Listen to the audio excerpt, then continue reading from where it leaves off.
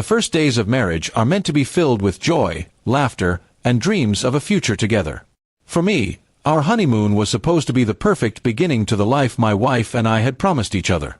We had planned a trip that seemed like a dream, luxury hotels, scenic views, and all expenses magically covered. I felt proud that somehow, everything had fallen into place so perfectly. But little did I know that the foundation of this gift was built on betrayal. From the moment we arrived at the resort, everything seemed too good to be true.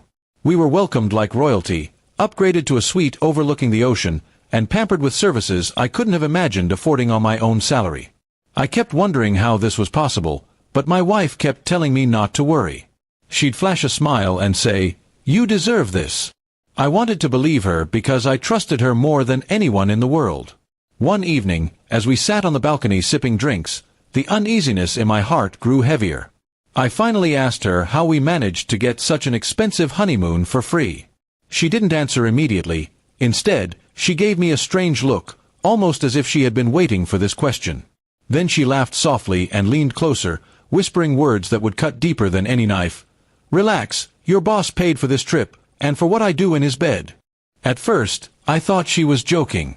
My heart refused to accept the cruelty of such words. I even smiled nervously and said, "That's not funny." But her expression didn't change. She looked straight at me, with no guilt, no shame, and repeated herself as if it were nothing. My chest tightened, and my world seemed to shatter around me. The woman I had just vowed to spend my life with had destroyed everything in one sentence. I sat there in silence, unable to process what I had heard.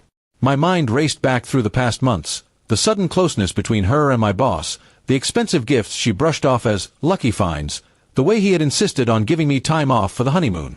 Every puzzle piece suddenly fell into place, and the picture that formed was one of betrayal. The next morning, I woke up before her and stared at the ceiling, wondering what to do. Part of me wanted to confront her with anger, demand answers, and walk away. But another part of me felt paralyzed.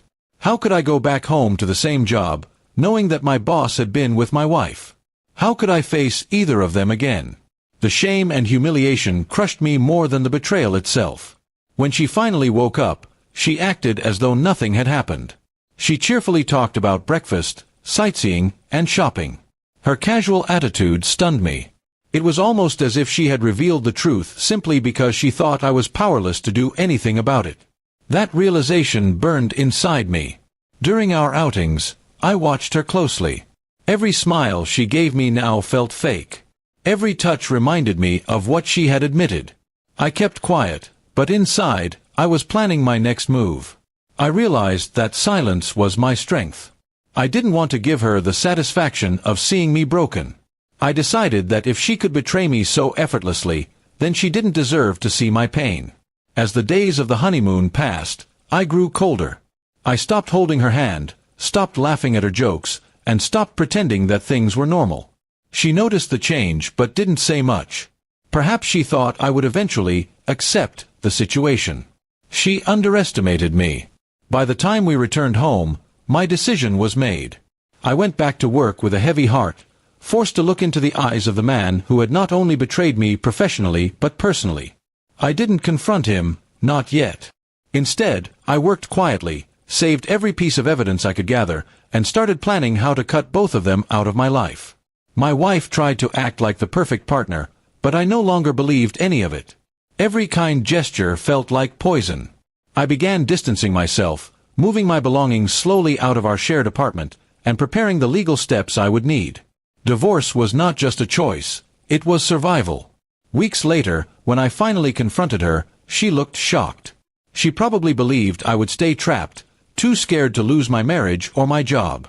But I told her calmly that our story was over before it had even begun. She tried to argue, to cry, to twist her words, but nothing she said mattered anymore. I had seen her true self, and there was no going back. The honeymoon that was supposed to be the happiest chapter of my life had instead become the darkest lesson I had ever learned. I lost a wife, I lost respect for a man I once looked up to, but I gained something far more valuable: clarity. Betrayal may have broken me for a moment, but it also set me free to rebuild my life on a foundation of truth. And as I signed the divorce papers, I realized that sometimes the most painful revelations come as a blessing in disguise.